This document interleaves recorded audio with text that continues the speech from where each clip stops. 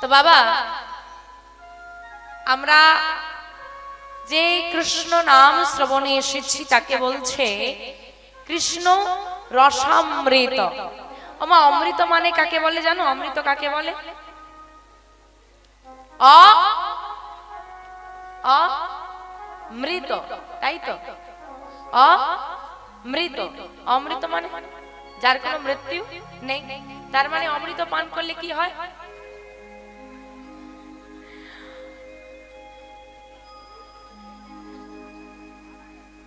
ওমা অমৃত পান করলে কি হয় গো? জানো না? অমর হওয়া যায়। কার কার অমর হওয়ার ইচ্ছে আছে একটু হাত তোলো দেখি।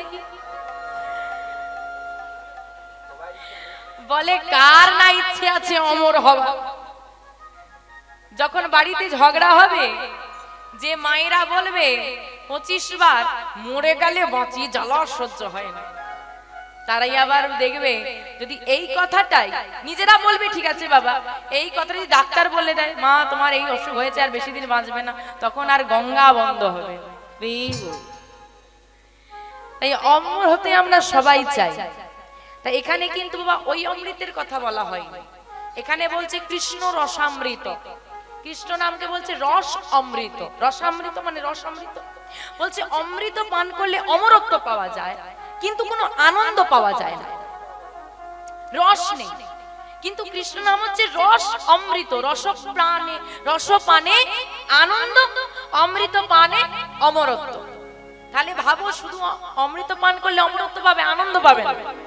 কিন্তু কৃষ্ণ নাম রূপ রসামৃত পান করলে রস পাবে মানে আনন্দ পাবে, আবার অমৃত, আবার অমরত্বও পাবে। কিন্তু কথা হলো মায়েরা কৃষ্ণ নাম শুনতে ভালো লাগে? বলে ভালো লাগে বলেই তো এসেছি মা। বাড়িতে সবাই নাম একটু করে করেন, বাহ। তাহলে যদি হরিনাম রসামৃত হয়, অমৃত পান করলে যদি অমরত্ব পাওয়া যায়, তাহলে যারা হরিনাম করে তারা অমর কি? তাই তো? যারা হরিনাম করে তারা অমর তো? অমর নয়। তাহলে হরিনামকে যদি কৃষ্ণ রসামৃত বলা হয় তাহলে ভুল বলা হচ্ছে? ভুল নয়, অমৃত, সত্যি অমৃত।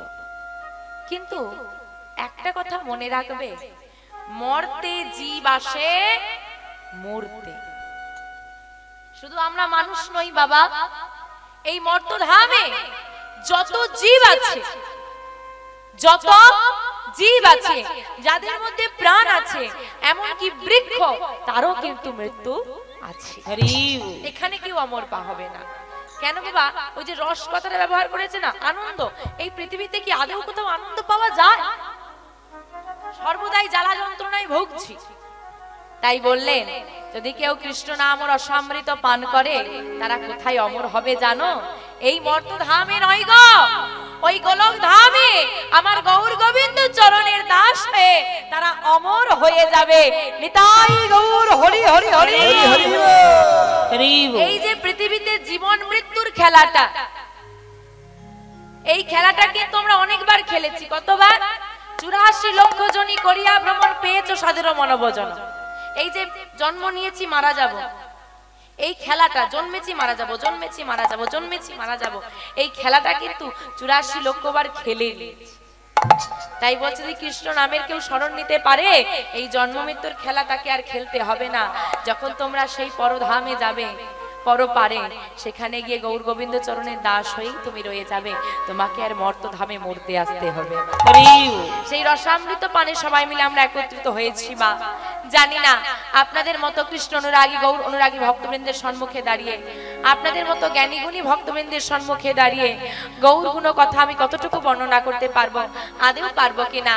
তবে মা সবই আপনাদের উপর নির্ভর, ভক্ত কৃপায় সকলই সম্ভব হয়। তাই যত ভক্তমণ্ডলী আছেন বাবা, সবাই মিলে যে যেখানে যে অবস্থায় রয়েছেন সেখান থেকেই আপনাদের চরণ ধুলার যৎকিঞ্চিৎ অংশ আমার মস্তকে দিন। সবাই মিলে আমায় কৃপা করুন, আশীর্বাদ করুন, যেন আপনাদের সবাকার চরণ ধুলি মাথায় নিয়ে আপনাদের কৃপায় শক্তিশালী হয়ে এই মহতি হরিবাসরে দাঁড়িয়ে আমি কিছু গৌর কথা, কৃষ্ণ কথা বলতে পারি। জানি না কতটুকু বলতে পারবো, তার মধ্যে থাকবে অসংখ্য ভুল ত্রুটি। ভুল ত্রুটি হবেই বাবা। তাই লীলা পরিবেশনার্থে আমি যদি কোনো ভুল ত্রুটি করে থাকি, বাবাদের চরণে অপরাধ করে থাকি, মায়েদের মনে ব্যথা দিয়ে থাকি, অন্যায় করে থাকি, ভুল কথা বলে থাকি, আমায় নিজ নিজ সন্তান সম মনে করে ক্ষমা করে দেবেন। শ্রী গুরু নিতাই গৌর প্রেমানন্দে হরি হরি হরি হরি। শাস্ত্রে বললেন कृते जद्धायत विष्णु ते तंग जतते मखई दापरि परिचर्यां कलौ तद हरि नाम संकीर्तन तद हरि नाम संकीर्तन कृते जद्धायत विष्णु বলছে সত্য যুগে ছিলেন বিষ্ণু এবং সাধনা ছিল ধ্যান, ত্রেতা যুগে যাগ যজ্ঞ, দাপর যুগে পূজা পরিচর্যা এবং কলি যুগে হরিনাম। বর্তমানে বাবা এত কীর্তনের প্রচার, চারিদিকে এত কীর্তন হচ্ছে, এত ভক্ত সমাগম হচ্ছে। এখানে তো আমার থেকে সবাই আপনারা বয়সে বড়, এখানে দাদুরা রয়েছেন, বাবারা রয়েছেন, বুঝতে পারবেন আজ থেকে কিন্তু খুব বেশি হলে 10 বছর আগে কারো যদি কথা বলি এত কিন্তু কীর্তন টির্তন হতো না, এত মানুষের সমাগম কিন্তু হতো না। এখন কিন্তু হচ্ছে, মানুষ বুঝতে পারছে কোনটা সঠিক পথ, কোনটা আমাদেরকে নিতে হবে। কিন্তু তবুও আমাদের সনাতন ধর্মের একটা বড় অংশ আজও নাস্তিক, এটা ভুলে গেলে চলবে। আজও কিছু মানুষ আছে যারা মুখের উপর প্রশ্ন করে কীর্তন শুনতে গিয়ে কি পেলে, বেকার সময়টা নষ্ট করে দিলে। বলে রাখি শোনো মা, তুমি যদি ভেবে থাকো যে তুমি হরি নাম করেছো বলে, তুমি কৃষ্ণ নাম করেছো বলে ভাবছো তুমি একাই সাধনা করছো, এমনটা নয়। প্রতিটা যুগে যুগে যত মানুষ এসেছে প্রত্যেককে সাধনা করতে হয়েছে। তুমি শুধু ভগবানকে ধন্যবাদ জানিয়ে দাও এই কথাটার জন্য যে যে যুগে হরি নামের প্রচার সেই যুগে তোমার জন্ম হয়েছে। কারণ বলছেন মহাজন কি বলছে জানো, প্রণমঃ কলিযুগ কলিযুগ সর্বযুগ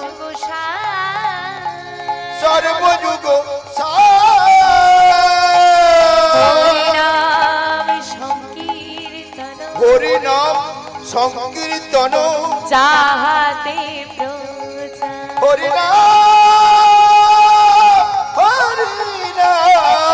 সংকীর্তন চাহতে এই যে বাবা কথাটা বললাম, এটার ব্যাখ্যা করতে গেলে একটু আগে থেকে আসতে হবে, একদম শুরু থেকে শুরু করলে হবে না। আচ্ছা মা, আমাদের যুগ কটা গো? আচ্ছা মায়েরা কি বোবা না আমাকে দেখে ভয় করছে? ও মা সবাই ভালো আছো? এটাও শব্দ বেরোয় না। ও মা সবাই ভালো আছো? আহা, তা বলছি আমাদের যুগ কটা? 4টে না 5টা? 4টে না? কি কি সত্য, ত্রেতা, দাপর, কলি। সব থেকে খারাপ কোনটা? হ্যাঁ, কলিযুগটা খারাপ না? ভগবানকে বলো যে পাঠালে পাঠালে খারাপটাতেই দিলে, ভালো তো কিছু দিতে পারে। এইবার বাবা কলিযুগে যে বর্ণটা আমি বলবো এখন, সেটা কিন্তু আমার দাদুরা আগে দেখেন। বাবা বর্তমান পরিস্থিতিতে আপনারা যে পরিস্থিতি দেখছেন, বাবাদের কথাই বলি, আপনারা কিন্তু যখন অল্প বয়সী ছিলেন এই পরিস্থিতি দেখেছিলেন? এত মদের দোকান ছিল? তাহলে ভাবুন আপনারা আপনাদের 40 বছর আগে এই পরিস্থিতি দেখেন। 40 বছর আগে মহাজন পদকর্তা তুলসী দাস আজকে 500 বছর আগে রচনা বর্তমান পরিস্থিতির কথা কি লিখেছে। सच कहे तो मरे लट्ठा झूठा जगत भुलाओ रे, गोरस गली गली घूमे भाई रे सुरा बैठलो बिकाई, घर का बाहुरी प्रीत ना पावे प्रीत चराओ दासी, कली युग तेरा तमाशा देखे दुख लगे और हंसी, दुख लगे और हंसे। কি বলছে? सच कहे तो मरे लट्ठा। মা বলছে সত্যি কথা বললে এখন লাঠির মার খেতে হবে, ঝুটা জগৎ ভুলাবে রে, মিথ্যেটা জগৎটাকে ভুলিয়ে রেখেছে। তাই তো তুমি যদি সত্যি কথা মুখের উপর বলে দাও, পাড়ায় তোমার থেকে খারাপ কাকিমা আর কেউ। আর দিদি তুমি খুব ভালো, তোমার কাছে বলছে তুমি খুব ভালো, পাশের বাড়ি কি বলবো ও খুব বজ্জাত মেয়ে মানুষ, তুমি খুব ভালো, সে হচ্ছে একদম প্রিয় সবার কাছে। গোরস মানে গরু দুগ্ধ গোয়ালা গলিতে গলিতে নিয়ে বিক্রি করবে, গলিতে গলিতে আসবে গোয়ালা, মানুষ নেবে না। কত রোদে কত পরিশ্রম, আসে না? কত পরিশ্রম করে বিক্রি করছে। আর যদি মদওয়ালা জঙ্গলে বসে একটা হ্যারিকেন জেলে দেয়, ওকে আর গলিতে গলিতে আসা লাগবে না, ওখানেই ভিড় জমে যায়। এটা পদকর্তা তুলসীদাস লিখছেন, যেটা হবে একদিন, যেটা হচ্ছে বর্তমানে। যে গোয়ালা তার বাড়ি ভেঙে পড়বে, আর যে সুরাওয়ালা তার তালার উপর তালা উঠবে। ঘর কা বাহুরি প্রীত না পাবে, ঘরের অগ্নি সাক্ষী করা বিবাহিত স্ত্রী ভালোবাসা পাবে না, ভালোবাসা পাবে দাসীরা। তা এই কলিযুগে দশা দেখেই মহাজন আমার হাসছে। তা এইবার বলুন কোন যুগটা সব থেকে খারাপ? আমি কিন্তু এত গুণের কথা বর্ণনা করেছি, এইবার দেখি কে কি বলে। সব থেকে খারাপ যুগ কোনটা গো? বলে সেই কলিতেই আটকে আছি আমরা। হলো এইবার যে শ্লোকটা আমি বলেছিলাম সেটার বর্ণনা করি। একটা চোর দাঁড়িয়ে আছে, একটা সাধু দাঁড়িয়ে আছে। আপনি গিয়ে কাকে প্রণাম করবেন? সাধুকে? কেন? চোরকে কেন না? আর যদি সাধুর বেশে চোর হয়, বেশি চালাকি, তাই তো বাবা? এখন কে সাধু কে চোর বোঝা যায়? হ্যাঁ, এই যে আমাদের ওখানে একজন মাধুগিরি করতে গেছে, আমাদের ওখানে কথা বলছি, প্রায় আসে, আমি অমুক আশ্রমে থাকি, আমি অমুক জায়গায় থাকি, হ্যাঁ এই আশ্রমে আমার আছে, এই আমার এত শিষ্য আছে। পরে কিছুদিন পর ধরা পড়েছে, দেখি আমাদেরই বাজারে, তুমি মায়াপুরের আশ্রমে থাকো, বাজারে সাইকেল নিয়ে বাজার করতে বেরিয়েছে। কি করে ধরবে এখন তুমি? তাহলে আপাতত প্রকৃত পক্ষে বা সাধারণ অর্থে আমরা সৎ ব্যক্তি বা ভালো জিনিসটাকে সম্মান করি, তাই আমরা সাধুকে প্রণাম করব। তা আমরা কিন্তু বিচার করে দেখলাম এতক্ষণ ধরে যে সব থেকে খারাপ যুগ হচ্ছে কলিযুগ, তাই তো? তাহলে কলিযুগে কেউ প্রণাম করবে? করবে না। কিন্তু মহাজন কি বলেছিল? প্রণামঃ কলিযুগ সর্বযুগ সার। বললাম না, প্রণামঃ কলিযুগ সর্বযুগ সার, হরি নাম সংকীর্তন যাহাতে প্রচার, যাহাতে প্রচার। এই বলে গেলাম। এই জায়গাটাই আসতে গিয়ে এতগুলো কথা বলতে হলো। তাহলে প্রণাম করছে কলিযুগে, আমরা বললাম না আমরা কলিযুগে প্রণাম করব না, কিন্তু মহাজন কলিযুগেই প্রণাম করলেন। না সত্যকে নয়, না তেতাকে নয়, না রাপরকে নয়, আমি কলিযুগে প্রণাম করব। কেন? কারণ কলিযুগ হচ্ছে সব যুগের সার। কি করে হলো? বলে হরি নাম সংকীর্তন যাহাতে প্রচার। যে কলিযুগে হরি নামের প্রচার, যে কলিযুগে হরি নামের প্রচার, সে যুগের মতো যুগ হয় না আর হবার নয়। তাহলে এখানে কিন্তু আমরা আরেকটা প্রশ্ন পেলাম, যে কলিযুগে হরি নামের প্রচার বলে কলিযুগকে যদি প্রণাম করে, তার মানে অন্য কোন যুগে হরি নাম ছিল না, শুধুমাত্র কলিযুগেই আছে? এমনটা কিন্তু একেবারেই না। নাম তারক ব্রহ্ম নাম, আমাদের তারক ব্রহ্ম নাম জানো সবাই? আচ্ছা বলাবো, পরে আসছে। প্রতিটা যুগের একটা করে তারক ব্রহ্ম নাম আছে। এখানে যতজন বসে আছি, আমরা যদি আমাদের কলিযুগে তারক ব্রহ্ম নাম উচ্চারণ করি না, প্রত্যেকের সম উচ্চারণ হবে, একই উচ্চারণ হবে। আপনি বলে দেখুন, আমি বলবো, একই মিলে যাবে, এতটুকু তফাৎ থাকবে না। কিন্তু আপনি সত্য যুগের তারক ব্রহ্ম নাম বলুন, আমি বলছি, আমার শুনে বলুন, দেখবেন পৃথক হবে। আপনি আমার মতো উচ্চারণ করতে পারবেন। নারায়ণ পরা বেদা, নারায়ণ পরাক্ষরা, নারায়ণ পরা মুক্তি, নারায়ণ পরাগতি। আপনি বলুন, লেখাটা এক হবে, স্পেলিং এক হবে, কিন্তু উচ্চারণ এক হবে। কেন না? উচ্চারণ না করে করে জিভটা এমন আড়ষ্ট হয়ে গেছে যে পরিষ্কার উচ্চারণ হয় না। জানি না কতজন জান, আমাদেরকে বলতে হয়, পড়েছি তাই জানি, থোড়ি না আমরা জানতাম।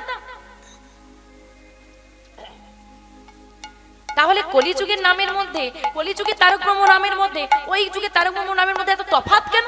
কেন আমরা পারি না উচ্চারণ করতে? কেন আমাদের জিহ্বা আড়ষ্ট হয়ে গেছে? কারণ তারক ব্রহ্ম নাম রচনা হয়েছে কিন্তু প্রচার হয়নি, পুঁথিবদ্ধ হয়েই রয়ে গেছে।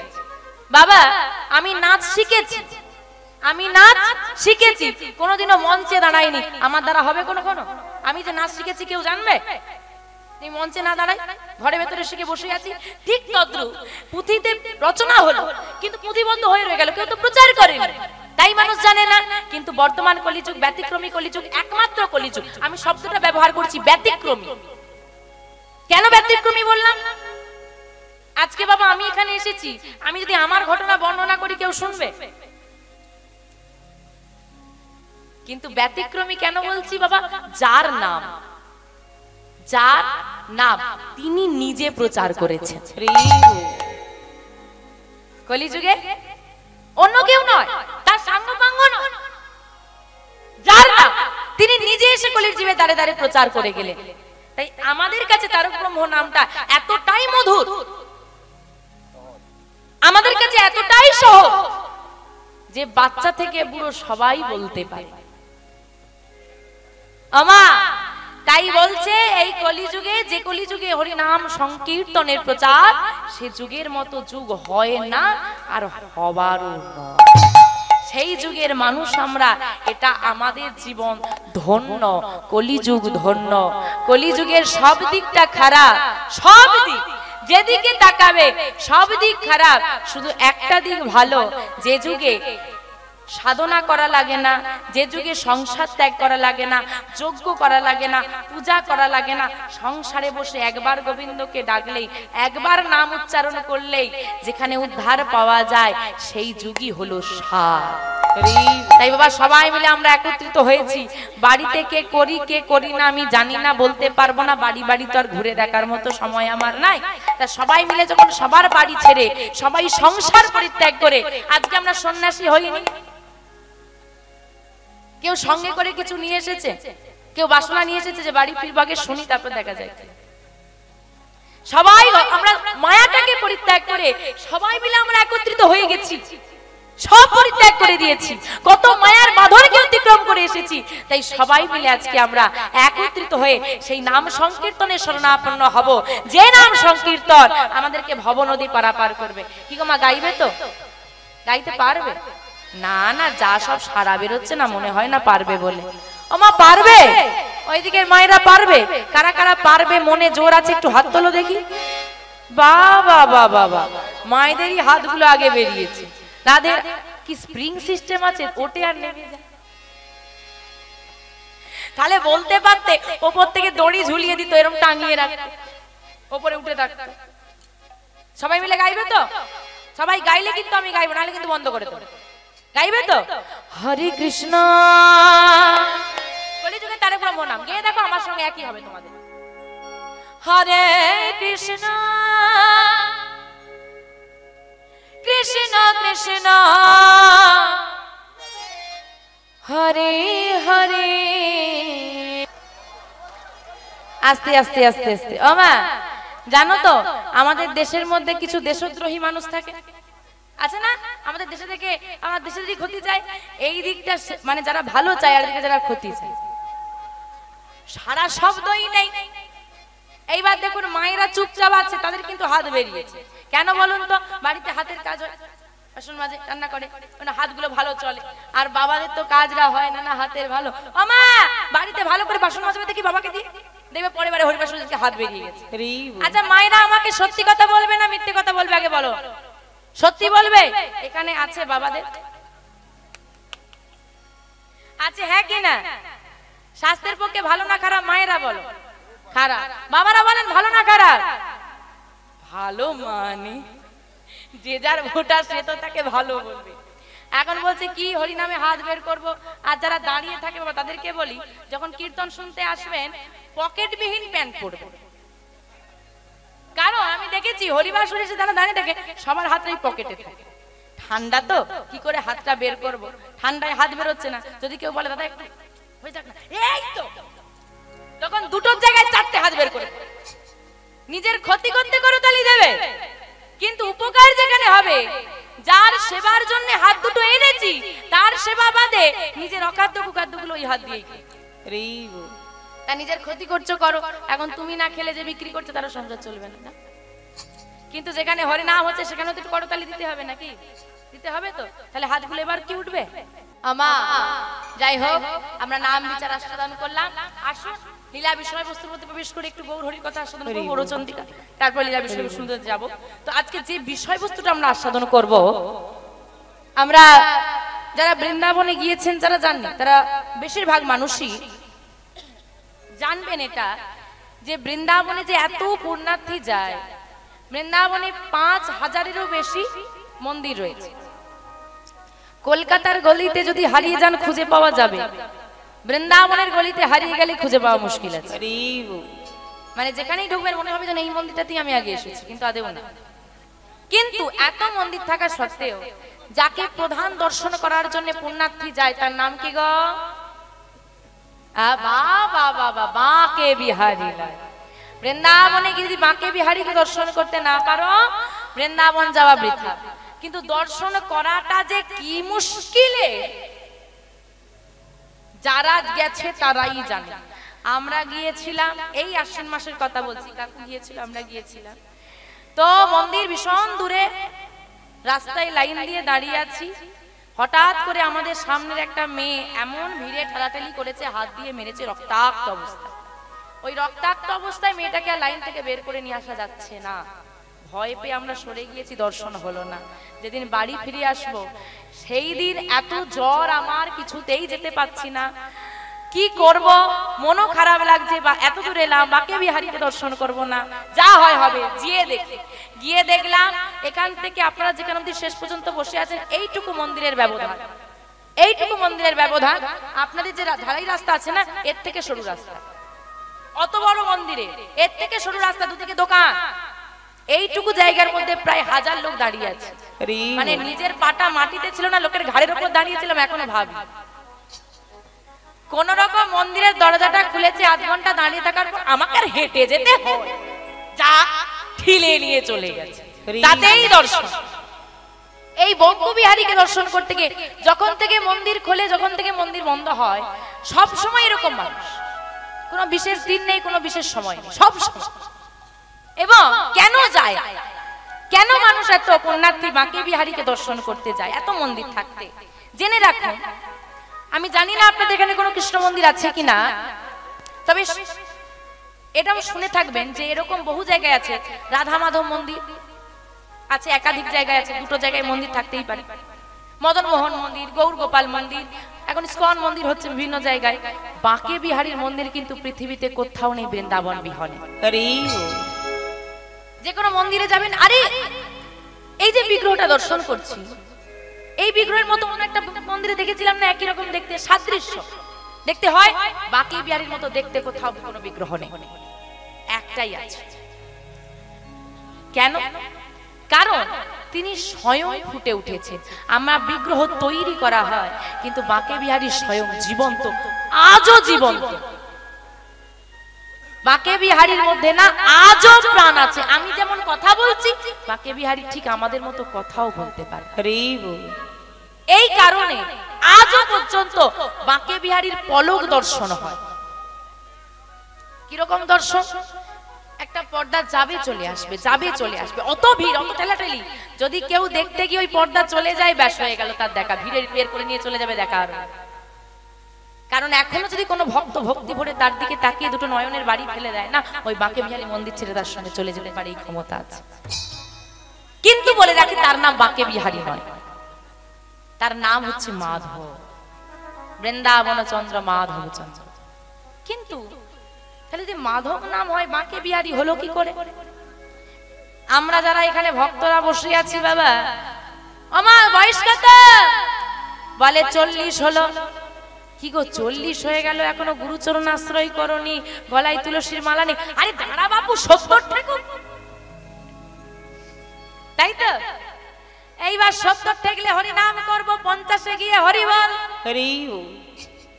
বিচারে দাঁড়িয়ে পড়েছে, কি গো সারা জীবনে হরি নাম করলে না? বলে কি করে করব, তুমি তো 70 পর্যন্ত টেকালে না।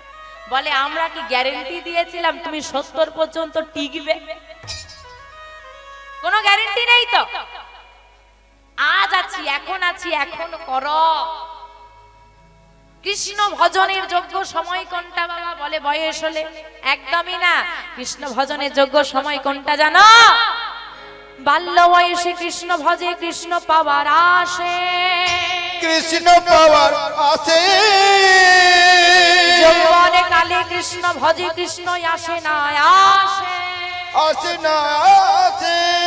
বৃদ্ধ বয়সে কৃষ্ণ ভজে, জমের তরাসে। জমেরু তোরা আসে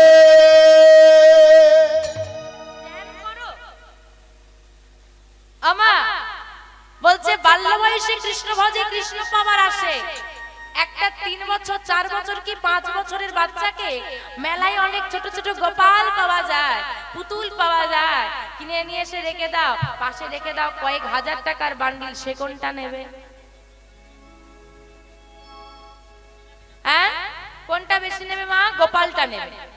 কিন্তু আমাদেরকে যদি দেয় আমরা টাকাটা নেব, কারণ মায়া ঢুকে গেছে। তাই মায়া ঢুকে যাওয়ার আগে কৃষ্ণ ভজন করতে হবে। তাই আজকে যার কথা আস্বাদন করব, যার বয়স 5 বছর, নাম বিহারী লাল। এই বিহারী লালের নাম অনুসারে ওই বঙ্ক বিহারী হয়েছে। কিন্তু আমরা জানবো ভক্তের নাম কি করে ভগবানের নাম হতে পারে। আমরা বলি বুড়ো হলে হরি নাম করব। 5 বছর বয়সে গোবিন্দ নিজের করে নিল, নিজের সঙ্গে নিয়ে নিল যে ভক্তকে। সেই ভক্ত কিভাবে ভালোবেসেছিল, কিভাবে ওই বৃন্দাবনের মাধব থেকে বঙ্ক বিহারী আজ আমরা পেলাম, সে বিষয়বস্তু আজকে আমরা আস্বাদন করব। আজকে আমাদের আস্বাদনের বিষয়বস্তু ভক্ত বিহারী লাল। ভক্ত যার নাম বিহারী। মা, মাটি যদি ভালো হয় ফসল তবেই ভালো হয়। মাটি যদি বিষাক্ত হয়ে যায় ফসল কিন্তু কখনোই ভালো হবে না, সে যতই আপনি ভালো বীজ দেন না কেন। তদ্রূপ সন্তানকে যদি ভালো হতে হয় মাটিটা আগে উর্বর হওয়া লাগে, তাই তো? কোন মাটি? মাটি। মাটি, আমার গর্ভে ধারিণী মাটি যদি ভালো হয় সকল সন্তান ভালো হবে। আপনি বলবেন মাটি ভালো হওয়ার সঙ্গে বীজও ভালো হওয়া দরকার আছে কি, তাই তো বাবা? বীজ মানে পিতা। একটা কথা মনে রাখবেন বাবা, হিরণ্যকশিপু কিন্তু অসুর। হিরণ্যকশিপু অসুর। হ্যাঁ, মাতা কয়াধু দেবী ভক্তিমতী ছিলেন বলে আমরা ভক্ত প্রহ্লাদকে পেয়েছি। তা আগে জানতে হবে যে ছেলেটা 5 বছর বয়সে কৃপা পেয়ে গেল, ভগবানের হয়ে গেল, তার মাটিটা কেমন ছিল। মায়াবতী যখন ছোট, মায়ের নাম মায়াবতী, পিতার নাম দ্বিজ ঘোষ। মায়াবতীর মা মায়াবতীকে নিয়ে এসে বোঝাচ্ছে মেয়েকে, ছোট্ট মেয়ে তো, দেখ মা আমি তোর মা, ইনি তোমার পিতা। ওই দেখ ঘরে একজন বসে আছে। কে বসে আছে গো? আমাদের সবার ঘরে বসে আছে কে? আমার গৌর গোবিন্দ, রাধা মাধব। তো ছোট্ট একটা রাধা মাধবের বিগ্রহ ছিল ওই মায়াবতীর ঘরে, নিত্য সেবা দেওয়া হতো। তাকে দেখিয়ে মায়াবতীর মা বলছে আমি তোর মা, ইনি তোমার পিতা, আর উনি হচ্ছেন তোমার বন্ধু। বন্ধু? হ্যাঁ, জানিস অনেক বন্ধু আছে তো পৃথিবীতে, আমাদের সবারই বন্ধু আছে না? সুখের সময় কত বন্ধু, দুঃখের সময় খুঁজে দেখো পাশে কজন থাকে। কিন্তু ও এমন এক বন্ধু, যদি তোর হাতটা একবার ধরে নেয় না জীবনে কোনো দিন ছাড়ে না। আর ওই হচ্ছে এমন এক বন্ধু যে নিঃস্বার্থে সাহায্য করে, যে তোর বিচারও করে দেবে। তোর প্রতি যদি কোনো অন্যায় হয়, তোর প্রতি যদি কোনো অন্যায় হয়, তোকে তার প্রতিবাদ করতে হবে না। ওই মাধবকে জানাবি তোর বন্ধুকে, সেই তোর বিচার করে দেবে। মামা, যখন আমাদেরকে কেউ অপমান করে আমরা সঙ্গে সঙ্গে তার উত্তর দিতে যাই না? কি দরকার? তুমি আমার সঙ্গে অন্যায় করেছো, তাকে জানাবো হে গোবিন্দ আমি সহ্য করে নিলাম, তুমি করো না। কারণ আমি যদি তোমাকে জবাবটা দিই, তুমি একদিন মনে রাখবে, এক সপ্তাহ মনে রাখবে, এক মাস মনে রাখবে। আর ওই অপমানের জবাব যদি সে তোমাকে দেয় না, একটা পুরো জনম তোমাকে মনে রাখতে হবে। কারণ আমাদের জবাবটা খুব হালকা হয়, আর সে যখন জবাব দেয় খুব কড়া ভাবে দেয়। মায়াবতী এমন বাবা বন্ধুত্ব হয়ে গেল না, যদি খেলা করতে করতে মায়াবতীকে কেউ ঠেলেও ফেলে দেয়, খেলতে খেলতে বাচ্চারা মারপিট করে না, মায়াবতী আগে ছুটে ছুটে ঘর আসবে, তাদেরকে কিছু বলবে না, এসে রাধা মাধবকে জড়িয়ে ধরে বলবে দেখো চলো চলো, ও আমাকে ঠেলে ফেলে দিয়েছে, তুমি চলো বকে দেবে। চলো, ভগবানের সঙ্গে সম্পর্ক, ভগবানের সঙ্গে বন্ধুত্ব, এটাই আমাদের নেই। আজকে মায়াবতী সারা গায়ে ধুলো মেখে বেলা গড়িয়ে গেছে, ঘরে ফিরেছে। বাচ্চা মেয়ে তো খেলাধুলা করে ফিরেছে, এইবার দেখবেন খিদে পেলে মাকে ডাকে, মাকে ডাকছে মা ও মা, দেখছে পিতা আর মাতা পাশাপাশি শুয়ে আছে। রাধে রাধে, কথাগুলো একটু কম বাবা, একটু অনুভব করে দেখে যে কারো জীবনে যদি, আমাদের সবার জীবনে কিন্তু এরকম একটা দুটো ঘটনা ঘটে থাকে, সবার জীবনে। তো মায়াবতীর জীবনে ঘটলো, কিভাবে ঘটলো একটু দেখুন যে পরিস্থিতিটা কিরকম। পিতামাতা পাশাপাশি শুয়ে আছে, মায়ের কাছে গিয়ে মায়াবতী জাগাচ্ছে, ও মা, মা গো, ও মা, মা গো, খুব খিদে পেয়েছে, একটু খেতে দেবে মা, ও মা। সাড়া নেই।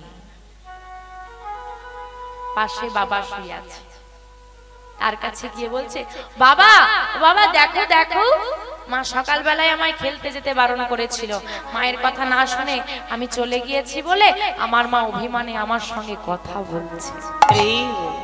ও বাবা, তুমি বলে দাও তো মাকে, একটু বলে দাও না, আমার বড় খিদে পেয়েছে, আমায় যেন একটু খেতে দেয়, বলে দাও না ও বাবা। বাবারও কোনো সাড়া নেই। বাবা, তুমি আমার প্রতি অভিমান করে থাকবে, তুমি আমার সঙ্গে কথা না বলে থাকবে বাবা। ও মা, মা, মা গো, আমি তোমাকে বলছি, আমি আর এমন করে কোনোদিন তোমার কথা না শুনে চলে যাব না। আমি এমন করে আর কোনোদিন দুষ্টুমি করব না, একবার শুধু কথা তো বলো। আমার যে বড় ক্ষুধা লেগেছে, একবার শুধু আমার সঙ্গে কথা বলো। আমি কথা দিচ্ছি মা, আমি এমন করে আর তোমাকে কোনোদিন জ্বালাবো না, আমার প্রতি আর অভিমান করে থেকো না। বাবা, তুমি একবার আমার মাকে বলো না, আমি বলছি তো, আমি আর কোনোদিন এমন করে দুষ্টুমি করবো না। বাবা, একবার শুধু কথা তো বলবো। চিৎকার করে ছোট্ট মেয়েটা একবার বাবার কাছে ছুটে যায়, একবার মায়ের কাছে ছুটে যায়, শুধু একটিবার কথা বল।